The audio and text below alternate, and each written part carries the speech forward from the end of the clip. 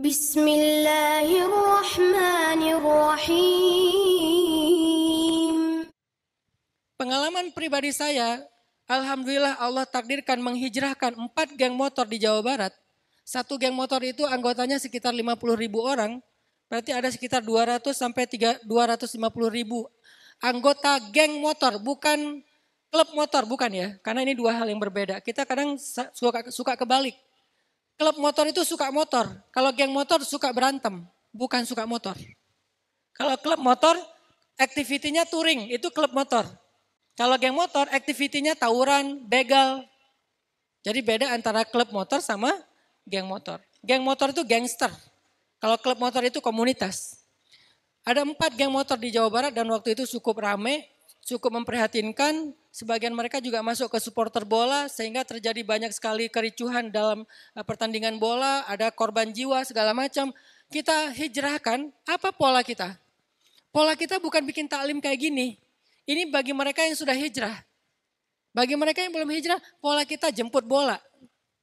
Kita datang ke tempat mereka, saya datang ke tempat mereka, saya nongkrong bareng mereka. Itulah kenapa penampilan saya, hari ini aja saya pakai sarung, pakai baju yang semi-semi batik. Biasanya saya nggak pakai sarung, nggak pakai baju semi batik karena pengen nongkrong dengan mereka. Saya pakai kupluk, karena ini adalah simbol anak muda street dengan budaya Rastafarian namanya. Saya pelajari dunia mereka, riset tentang street culture, Rastafarian itu apa bedanya dengan Rastafarianisme yang dari dengan lagu reggae-nya dan seterusnya. Dipelajari akhirnya muncullah pola dakwah. Ketika saya ke Jepang, saya main snowboard. Kenapa saya main snowboard? Karena saya pengen dakwahin orang Jepang asli, bukan orang Indonesia yang sedang tinggal di Jepang. Akhirnya lagi main snowboard, beres main snowboard, saya bikin kayak sharing nongkrong santai gitu, ada orang Jepang hadir ikut dengar, terus diterjemahin ke bahasa Jepang. Ternyata tanpa saya sadari, orang Jepang ini setelah acara saya itu jadi tertarik kepada Islam dan akhirnya dia converting to Islam, masuk Islam. Itu terjadi 2018. 2023 setelah pandemi, saya ke Jepang lagi, main snowboard, ketemu sama dia.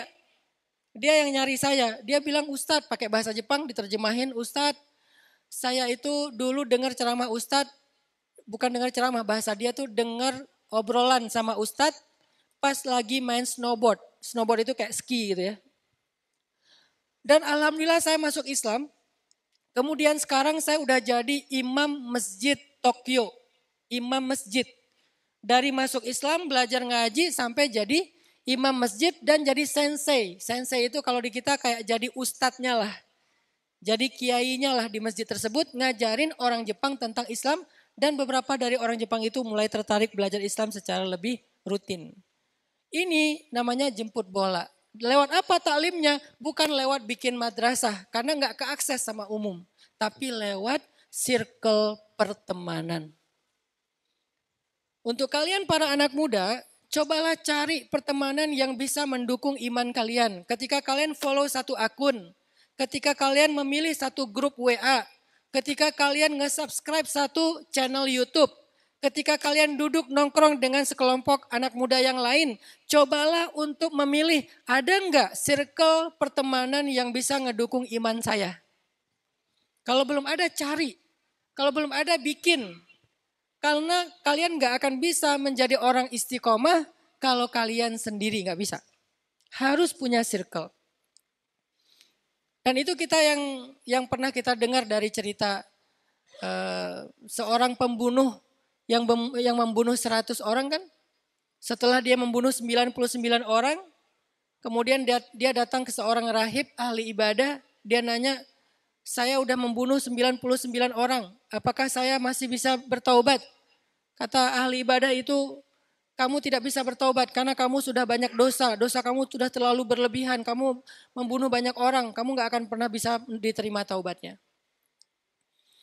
Karena dia putus asa dan marah, akhirnya rahib ini pun dia bunuh genap menjadi 100 orang. Tapi dia masih terus ngerasa gak nyaman, dia masih kayak pengen bertobat, pengen berubah.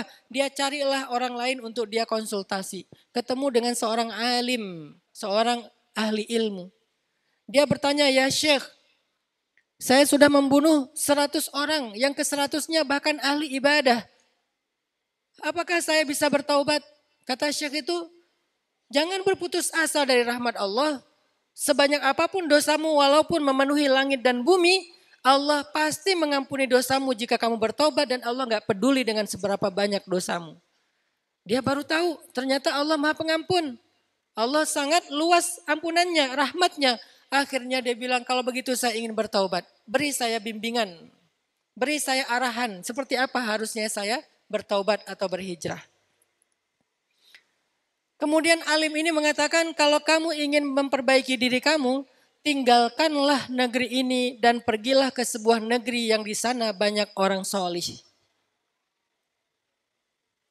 Karena kamu kalau masih tinggal di sini, kamu gak akan kuat. Taubat kamu gak akan nasuha. Hijrah kamu gak akan total. Kamu harus pergi dari negeri yang banyak pengaruh buruk bagi diri kamu. Pergi ke negeri yang orang-orangnya di sana orang-orang yang solih dan taat. Akhirnya dia pun hijrah. Dan kita tahu di tengah jalan dia wafat.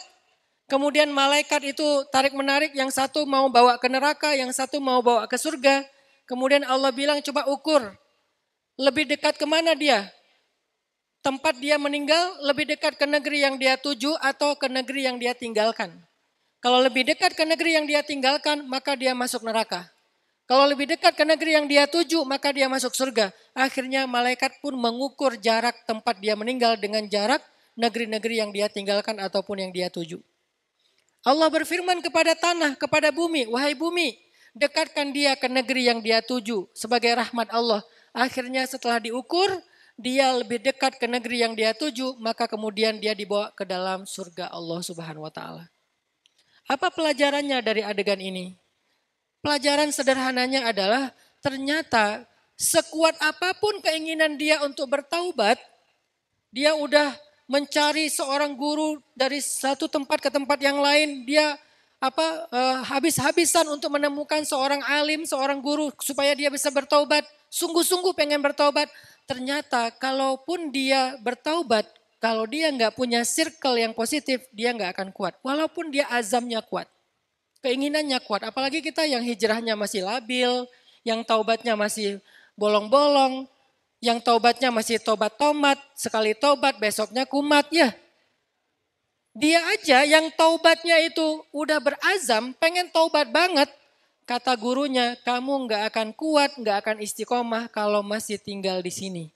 Hijrahlah, carilah circle, suhbah, bi'ah, lingkungan, masyarakat yang bisa menguatkan hijrah ataupun taubat kamu. Maka akhirnya dia mencari circle itu. Syukran ya Rabbi, syukran, hadaita qalbi, syukran.